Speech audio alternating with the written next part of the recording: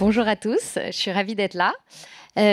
Donc je crois qu'aujourd'hui, vous avez eu un programme riche avec des entrepreneurs à succès, des investisseurs qui ont réussi, des sportifs médaillés.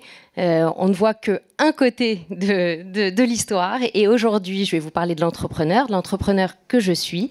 Mais je vais vous raconter plutôt l'envers du décor au travers de 3 anecdotes qui ont fait l'entrepreneur que je suis aujourd'hui. La première chose, c'est la genèse. La genèse, au départ, donc aujourd'hui, je suis à la tête en effet d'un groupe mutualisé avec notamment 3 Suisses et Rue du Commerce. Mais au départ, j'ai créé Men Corner. Men Corner, qu'on détient toujours, est un site de cosmétiques pour hommes. Au départ, j'ai créé ce site pensant que la cosmétique pour hommes allait croître de 300%. C'est ce que les marchés annonçaient. Et donc, j'ai suivi en bonne consultante les études de marché. Et je me suis dit, voilà, je me lance sur un marché en bonne croissance, ça va être super. La réalité a été tout autre. Le marché de la cosmétique pour hommes en France a cru entre 2 et 4% les meilleures années, au lieu des 150 à 200 prévus. Et je me retrouve face à cela et je me dis, bon, alors j'avais vu que c'était un petit marché, en plus il ne croit pas. Super, qu'est-ce que je fais maintenant? Donc tout ça pour vous dire que évidemment c'est le propre de l'entrepreneur. Donc tous ceux qui aujourd'hui se posent des questions par rapport à leur business model, etc. Le business model va se réinventer au moins 10 fois dans l'histoire de l'entrepreneur en général, puisque pour notre part, une fois qu'on avait fait ce constat, je me suis dit, en fait, je sais faire de l'acquisition, puisque je venais de fonds d'investissement. Et c'est à ce moment-là que j'ai eu l'idée de créer Shop Invest, qui est devenu du coup un groupe de e-commerce, où on a racheté d'autres sites de e-commerce et mutualisé l'ensemble des fonctions support, l'IT, la logistique et le service client. Voilà, donc tout ça pour vous dire qu'il y a, bien sûr, première chose, des éléments endogènes, des erreurs de jugement lorsqu'on crée la boîte, des idées, des marchés qui ne se transforment pas comme on le pensait, tout un tas d'éléments qui arrivent et qui viennent contrevenir nos plans initiaux. Et puis après, il y a aussi des éléments exogènes. Alors, pour être très clair, des merdes qui nous tombent dessus. Et donc, on en a plein, on en a tous les jours, mais je vais vous en raconter une en particulier qui a été assez marquante pour nous. Donc, après cette transformation de Men Corner en Shop Invest, quelques années plus tard, vous en rappelez peut-être pas, mais on a eu un moment où il y a eu des inondations, la Seine est beaucoup montée et la crue de la Seine. Il se trouve que notre entrepôt n'était pas très loin des zones inondables et a été inondé. Alors là, c'est encore autre chose. Quand on est entrepreneur, on est habitué tous les jours à décider, à changer, à prendre des décisions très rapides. Mais là, on voit en fait l'eau monter dans l'entrepôt. On se dit, qu'est-ce qu'on fait? On met du sable, Mais en fait, il n'y a rien à faire. L'eau va monter, quoi qu'on fasse. Et donc, voilà, ça c'est une anecdote que je raconte maintenant avec le sourire. Je peux vous dire que sur le moment, j'avais pas du tout le sourire, puisqu'on s'est dit qu'à un moment, la société qu'on avait créée, sur laquelle on travaillait depuis plusieurs années, pouvait péricliter complètement.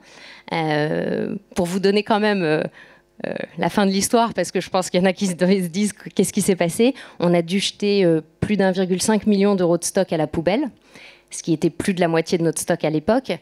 On avait du coup plus beaucoup de stock non plus pour faire du chiffre d'affaires, donc un très gros manque à gagner. Et voilà, et dans l'impossibilité d'accéder à notre entrepôt, de faire quoi que ce soit, de décider quoi que ce soit. Il fallait juste, on voyait l'eau monter, on se baladait avec nos bottes et on regardait le stock foutu. On a rebondi, donc là on arrive sur la résilience de l'entrepreneur qu'on entend souvent mais qui est une vraie réalité. On a rebondi, on s'est battu avec les assurances, ça a mis plus de 9 mois pour finaliser le dossier. Donc pendant 9 mois on avait une grosse perte de trésor, de BFR, etc. C'était assez compliqué.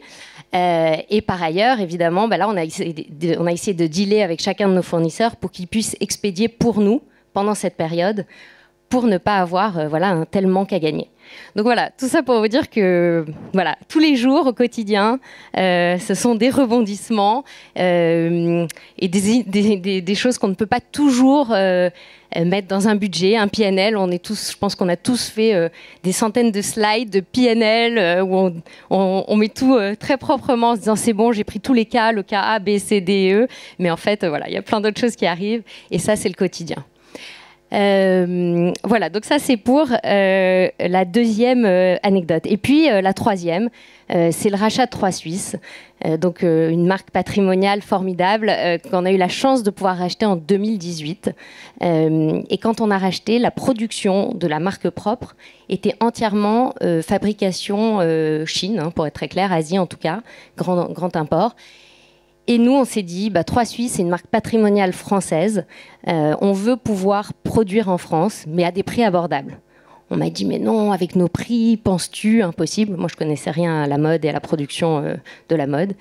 Et donc là, je suis partie avec mon bateau de pèlerin, mes équipes, et on a fait un tour de tous les fabricants français.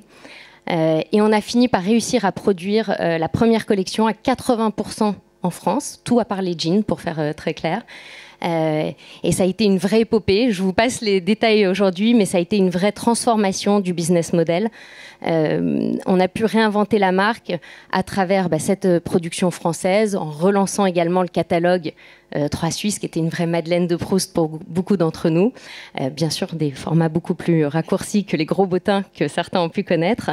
Mais voilà, donc ça a été une vraie réinvention. Je vous parle aussi de ça parce que justement il y a le côté c'est impossible, en fait tout est toujours possible, pas toujours facilement mais tout est toujours possible. Et aussi quelques mois après la sortie de cette collection, en fait il y a eu le Covid comme on le sait, et il se trouve que certainement, il faut aussi de la chance, certainement on n'aurait pas pu s'approvisionner pendant très longtemps si on avait gardé notre modèle grand import. Donc parfois aussi le timing, la chance. Voilà, il y a aussi beaucoup d'éléments qui rentrent en compte dans le positif comme dans le négatif.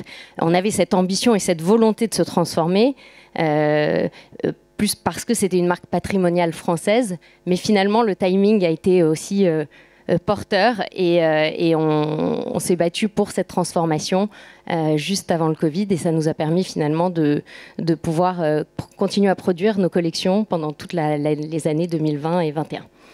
Donc voilà, 3 anecdotes que je voulais partager avec vous aujourd'hui. Il y en a de nombreuses autres. Je pense que chaque rachat en lui-même est réellement aussi, puisqu'on a racheté des différents sites. Donc chaque rachat est aussi en lui-même une transformation et un challenge. Je vais vous parler en quelques minutes aussi, puisque je vois que j'ai encore un petit peu de temps. Je vais vous parler également de du dernier achat en date, qui était Rue du Commerce. Donc, on a racheté Rue du Commerce au groupe Carrefour. Donc, ça, c'était en 2020. Et là, également, voilà, des vrais challenges, cette fois culturels, culture d'entreprise.